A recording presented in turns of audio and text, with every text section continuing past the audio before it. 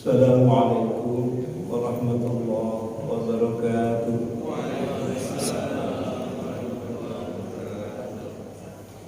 Alhamdulillahi rabbil alamin wal 'aqibatu lil muttaqin.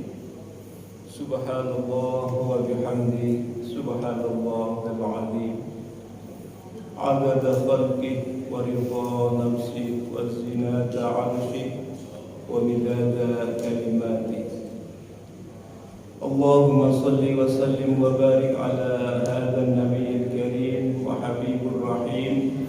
Allahumma salli ala sayyidina Muhammadin wa ala alihi tahirin wa ala ashabihi ajma'in, amma ba'du. Ya Allah, ya Fattah, ya Alim, iftah lana futuhal arifin. Allahumma iftah lana abwabal rahmah. Allahumma iftah lana abwabal ni'mah. Allahumma iftah lana abwabal barakah birahmatika ya arhamar rahimin. Walhamdulillahi rabbil alamin. Alhamdulillah, jamaah salat subuh rahimakumullah, bapak-bapak, ibu-ibu, saudara-saudaraku. Mudah-mudahan semua yang hadir di masjid ini insyaallah diberkahi oleh Allah Subhanahu wa taala dalam keadaan sehat walafiat, barokah dalam hidupnya, barokah rizkinya, barokah umurnya, dan mudah-mudahan amal ibadah kita diterima oleh Allah Subhanahu wa taala. Alhamdulillah, puji syukur kehadirat Allah. Pada Ahad pagi ini kita dipertemukan memenuhi panggilan Allah, menunaikan sholat subuh berjamaah. Duyufur Rahman, tamu-tamu undangan Allah. Mudah-mudahan semua yang hadir memenuhi undangan Allah, menunaikan ibadah sholat, insya Allah kelak akan dituntun memasuki surganya Allah Subhanahu wa ta'ala. Salawat dan salam semoga Allah sanjungkan keharibaan junjungan kita baginda Rasul Nabi Muhammad sallallahu alaihi wasallam beserta ahlul baitnya, para sahabatnya, para awliya Allah, dan mudah-mudahan kelak di yaumil mahsyar kita akan dipertemukan dengan baginda Nabi, dan mudah-mudahan tergolong orang yang akan mendapatkan syafaat dari Rasulullah sallallahu alaihi wasallam. Alhamdulillah, kajian Ahad pagi ba'da subuh ini insyaallah kita akan memahami tentang seputar jis, ya, sebagaimana yang disampaikan oleh DKM. Kita akan membahas jis. Jis itu zakat, infak, sedekah. Itu yang sering kita sebut.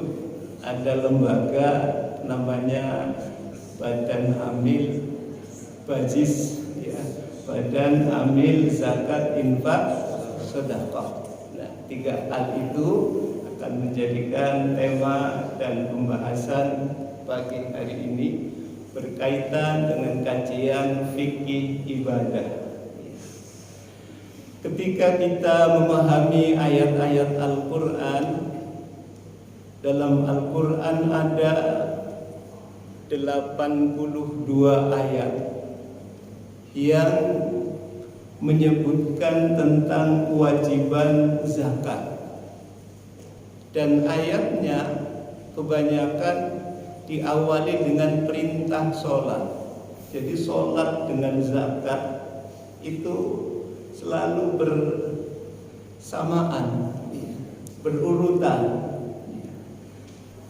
Dan filosofinya, sholat itu hablum minallah, hubungan manusia dengan Allah, dengan ibadah sholat. Dan zakat itu adalah hablum minan nas, kepedulian dengan sesama manusia. Jadi diharapkan dua keharmonisan orang yang beriman itu, hubungan dengan Allah baik dalam arti taat setelah kita samawat naik melalui sholat Mi'raj, kita turun ke bumi dengan kepedulian dengan sesama manusia yang berupa zakat. Apa makna zakat? Zakat itu ada dalam ayat Al-Quran ketika kita membaca surat Al-A'la, juga surat Asy-Syams, itu ada makna zakat. Allah berfirman, qad aflaha man tazakka wa dzakara isma rabbih fasalla. Dalam surat Al-A'la ada orang-orang yang disebut oleh Allah sebagai orang yang aflaha, yang mendapatkan keberuntungan, yang mendapatkan kebahagiaan. Karena kalau orang beruntung nanti akan bahagia. Siapa orang yang beruntung disebutkan oleh Allah? Qad aflaha, sungguh beruntung kata Allah. Aflaha man tazakka, yaitu orang yang mensucikan jiwanya. Ada ulama kontemporer, tazakka mensucikan hartanya.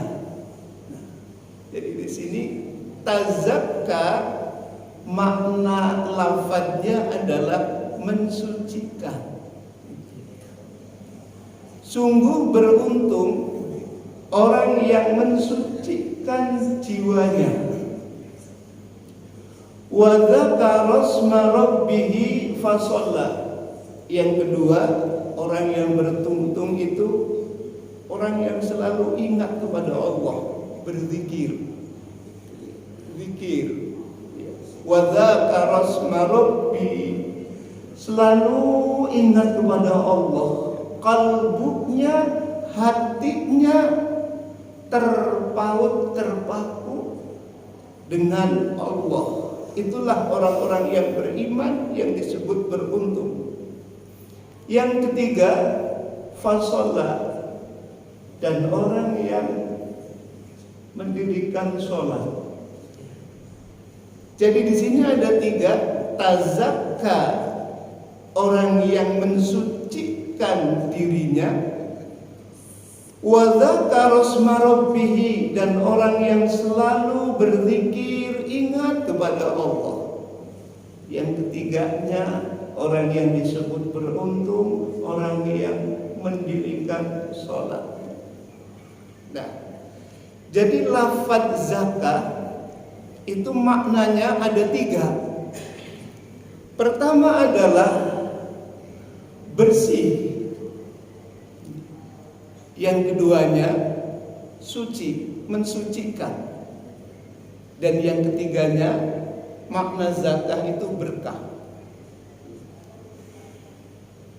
Maka yang disebutkan zakat dalam hal ini, ulama menyebutkan tazakka, membersihkan lahir dan membersihkan batin.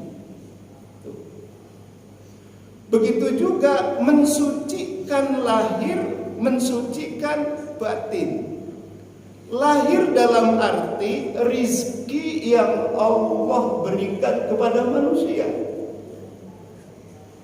Jadi kalau kita mengeluarkan zakat, berarti kita membersihkan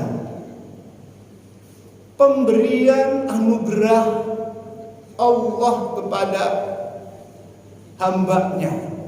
Karena nanti zakat ada beberapa. Ada yang namanya zakat mal, ada yang namanya zakat fitrah. Zakat mal itu berupa kepemilikan, zakat fitrah itu berupa kewajiban badan. Zakat mal dibagi lagi menjadi ada zakat perniagaan, zakat hasil pertanian. Nah, begitu juga ada zakat peternakan. Ini kelompoknya zakat mal. Nah, ini. Yang kedua, zakat fitrah adalah zakat individu. Tiap-tiap diri. Nah, tiap-tiap diri itu ada zakatnya. Kita kembali. Lantas yang disebutkan zakat itu, apakah semua orang yang beriman, orang yang muslim itu wajib berzakat? Kalau secara rukunnya ia memang wajib berzakat kalau emas, tapi dibatasi oleh nisab. Nisab itu artinya batas kewajiban seseorang mengeluarkan zakat. Itu namanya nisab. Yang keduanya ada batas waktunya. Batas waktunya namanya haul, yaitu setahun sekali. Nah, di sini ada batas nisab dan ada batas waktu. Jadi kalau umpamanya nisabnya zakat mal itu berapa? Yang kedua, infak. Nah, nanti ada ininya, boleh nanti bertanya yang lain juga. Tadi adalah zakat. Yang kedua, infak. Infak itu apa? Karena tadi ziz ya, zakat, infak, sedekah. Infak itu adalah bagian daripada amal soleh. Kalau dalam amal soleh berarti ketika kita menginfakkan hartanya itu boleh berapa saja, tidak ada nisab dan tidak ada haul, itu infak. Tapi infak lebih berupa materi, karena nanti ada yang ketiganya sedekah. Infak lebih bermakna berarti adalah materi. Lantas infak itu ketika kita mendapatkan rezeki, ya, ketika kita mendapatkan anugerah Allah, saya mau menginfakkan, ini masjid lagi membangun, ya, belum selesai ininya, semuanya. Itu harusnya yang dikeluarkan itu adalah infak. Nah, itu infak. Tapi kalau zakat sebenarnya bukan untuk masjid. Ya, bukan untuk masjid kalau zakat. Kalau infak boleh untuk masjid. Tapi kadang-kadang ada orang, ya, ini saya mau zakat pembangunan masjid 50 juta. Kalau dia ikrarnya zakat, maka nanti yang mendapatkan bukan hanya masjid. Ya. Ini kepada panitia. Kalau umpamanya ada orang ini lagi bangun masjid atau lagi butuh apa, ada orang ini saya mau zakat 50 juta. Atas namanya zakat, itu bukan 50 juta milik masjid semuanya. Bisa juga hanya satu bagian di antara nanti 6, di antara nanti 8. Ya. Di antara nanti 8. 8 itu apa? Di antaranya adalah fakir, miskin, amil, mu'allaf, 5 hamba sahaya, yang keenamnya gharib, yang 7-nya sabilillah, dan yang keenamnya ibnu sabil atau musafir. yang ke-8-nya. Nah ini. Jadi kalau umpamanya seseorang memberikan 50 juta tapi akad dan ikrarnya zakat, maka 8 asnaf itu mendapatkan. Tapi kalau ikrarnya, ini saya infak untuk masjid, itu 100% untuk masjid, boleh, termasuk untuk tukang, untuk apa segalanya, peralatan atau apa, boleh, karena itu namanya infak. Nah, makanya di situ wa mimma razaqnahum yunfikun, dan sebagian hartamu ada yang harus engkau infakkan. Nah, ini adalah infak. Nah, zaman dahulu, ya, zaman Rasulullah itu, para sahabat ketika mendengar ayat infak itu turun, fisabilillah, berbondong-bondong pada menginfakkan kepada Nabi tentang kepemilikannya. Sahabat Abu Bakar menjadi contoh, ya Rasulullah, saya mau menginfakkan seluruh hartaku, katanya. Seluruh hartaku akan aku infakkan. Jadi semuanya, karena mendengar ayat ini turun, ya, orang yang menginfakkan di jalan Allah, ya, maka akan diberikan balasannya adalah surganya Allah Subhanahu wa ta'ala. Abu Bakar terpanggil, ya Rasul, saya mau menginfakkan, ya, seluruh kekayaanku. Nabi mengatakan, wahai Abu Bakar, bukankah engkau memiliki keluarga, memiliki anak, memiliki saudara? Kalau menginfakkan, nggak boleh lebih dari sepertiga dari kepemilikan, ya. Karena masih punya anak, masih punya keluarga, masih punya saudara, dalam arti masih berhak, ya. Kecuali ada orang, ya, nggak punya saudara, nggak punya keluarga, nggak punya anak, ya. Lantas anak nggak punya, saudara nggak punya, kebutuhan sudah nggak ada, sudah sepuh, boleh saya mau menginfakkan seluruhnya, itu boleh. Kenapa? Karena nggak ada tanggungan, nggak ada yang ditanggungnya. Tapi kalau masih ada, dalam fikih Islam nggak boleh melebihi sepertiga. Jadi kalau orang memiliki 1 miliar, maka sepertiganya dari 1 miliar silahkan engkau infakkan. Yang 2/3-nya ada keluarga yang berhak. Nah, di sini. Kemudian kalau menginfakkan itu juga niat karena Allah, fi sabilillah. Nah, tapi ini bukan kewajiban. Yang kewajiban tadi adalah zakat. Nah, sekarang yang ketiga adalah sedekah. Sedekah itu apa? Itu. Awalnya zakat sebelum kewajiban itu namanya sedekah.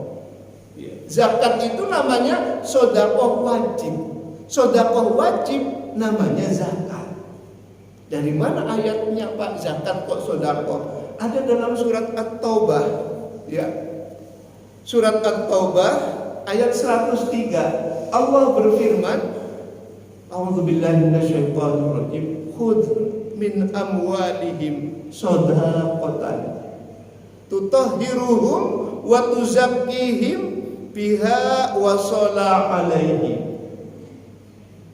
Ini yang Allah perintahkan. Khudh min amwalihim, ambillah harta dari mereka, para agniya, para orang-orang yang mampu. Him maknanya orang yang sudah mampu. Ambillah harta dari orang-orang yang sudah mampu. Ini yang diperintahkan Nabi, suruh mengambil. Kalau begitu perintahnya wajib.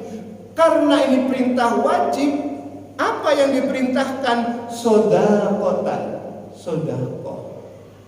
Nah, maka sodakoh wajib itu namanya zakat.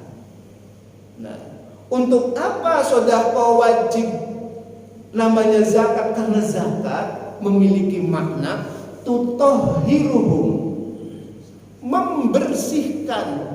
Makanya kalau umpamanya kita mau sholat, ada namanya ilmu toharoh, membersihkan, yaitu dengan berwudu, mandi, itu toharoh. Nah, ini yang dibersihkan adalah harta. Nah, maka ambillah harta dari aghnia yang sudah memiliki kewajiban zakat, tutahhiruhum, untuk membersihkan harta mereka. Nah, wa tuzakkihim, ini zakat itu di sini. Wa tuzakkihim, dan mensucikan. Zakka yuzakki, ya.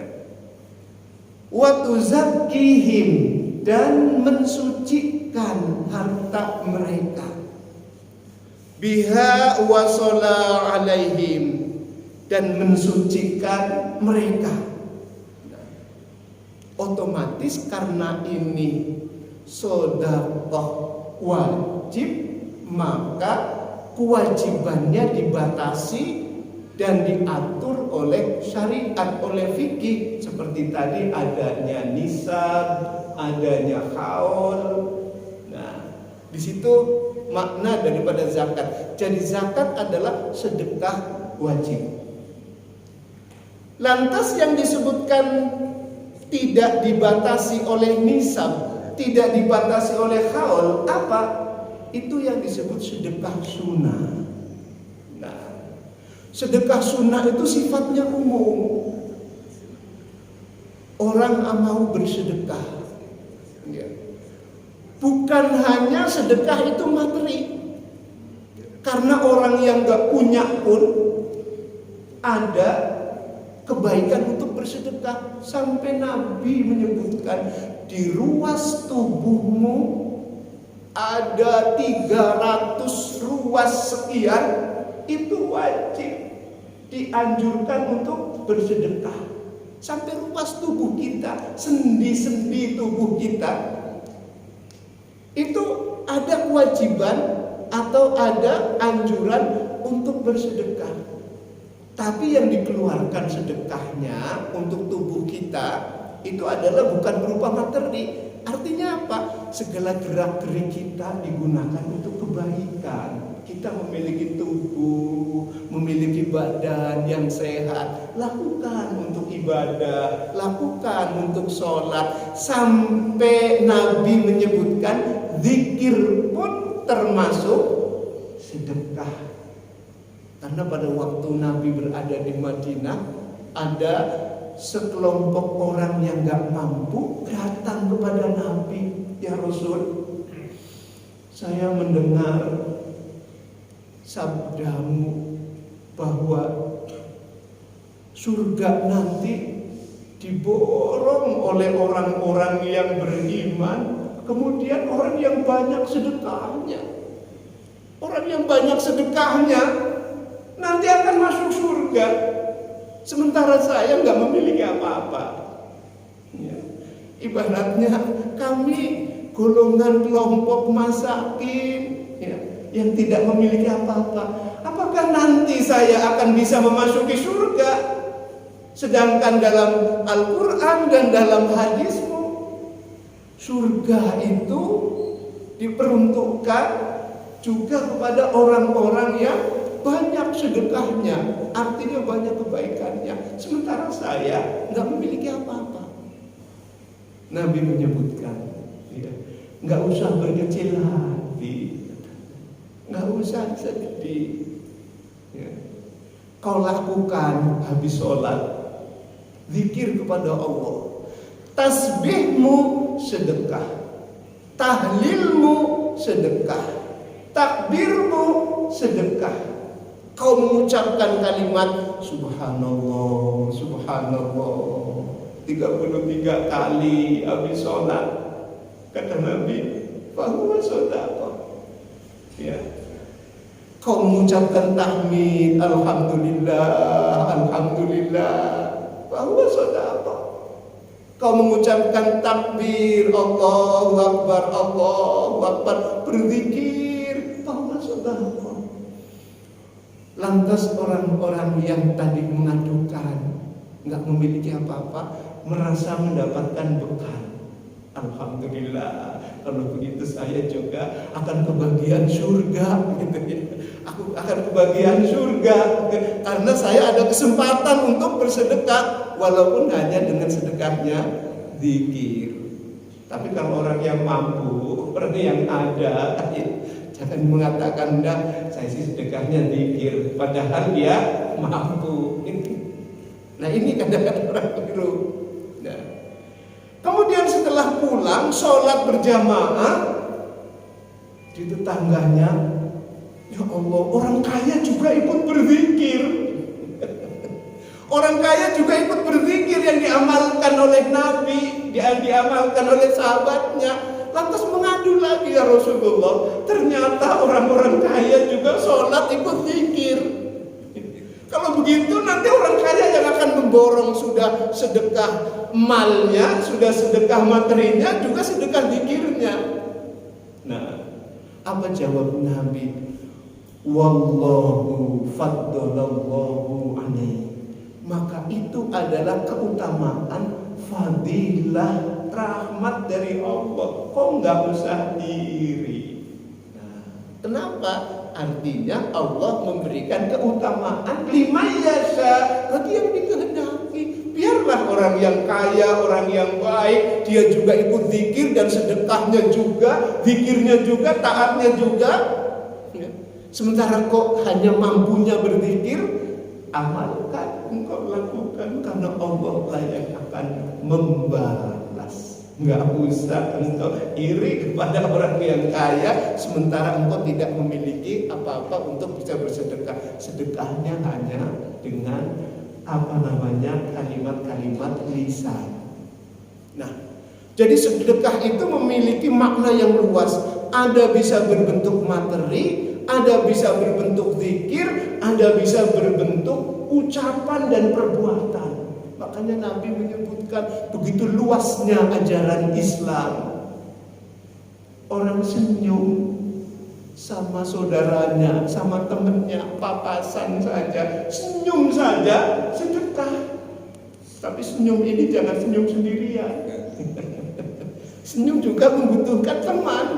Nah, kalau ada orang pulang dari pengajian, ada orang lihat di jalan, itu orang Pak ini kok senyum-senyum terus padahal nggak ada orang. Ini perlu dipertanyakan itu. Jadi senyum pun sedekah. Ya. Sebaliknya papasan sama seseorang, sama teman, kok membuang muka. Ya. Maaf ya, kok kadang-kadang acuh. Itu bukannya sedekah yang dia peroleh, tapi apa? Dosa. Ya. Kita acuh kepada orang lain, apalagi dia mengucapkan salam kita nggak jawab, itu sudah dosa. Ya. Senyum saja enggak, ketika mengucapkan salam nggak dijawab, ya, itu sudah dosa. Sebaliknya orang senyum, peduli kepada orang lain, itu akan mendapatkan pahala sedekah. Baik sama tetangga, ya, baik sama keluarga, baik sama orang lain, itu sudah sedekah. Jadi sedekah itu sifatnya global, keseluruhan, banyak. Bukan hanya materi, tapi perlakuan. Termasuk kita sampai menyingkirkan paku di jalan atau yang membahayakan, itu juga sedekah. Tapi kadang-kadang kalau membaca hadis, kan dalam hadisnya paku. Ini bukan paku, Pak, kulit pisang umpamanya. Nah, kulit pisang kalau diinjek orang yang sepuh atau orang yang rentan dengan jatuh, bisa jatuh, itu bahaya lebih dari paku. Maka boleh kita menyingkirkan hal-hal yang membahayakan, itu pun sedekah. Jadi disinilah luas maknanya. Nah, disinilah secara garis besarnya, ya. Jadi tadi nanti ada satu yang belum saya sebutkan secara khusus adalah zakat fitrah. Nah, itu nanti. Jadi 3 hal inilah yang kita harus memahaminya. Apa itu zakat, apa itu infak, apa itu sedekah. Adapun lain-lainnya boleh dipertanyakan dalam kajian ini. Barangkali dalam term pertama ini saya cukupkan sekian, dan insya Allah silahkan kalau ada yang ingin ditanyakan.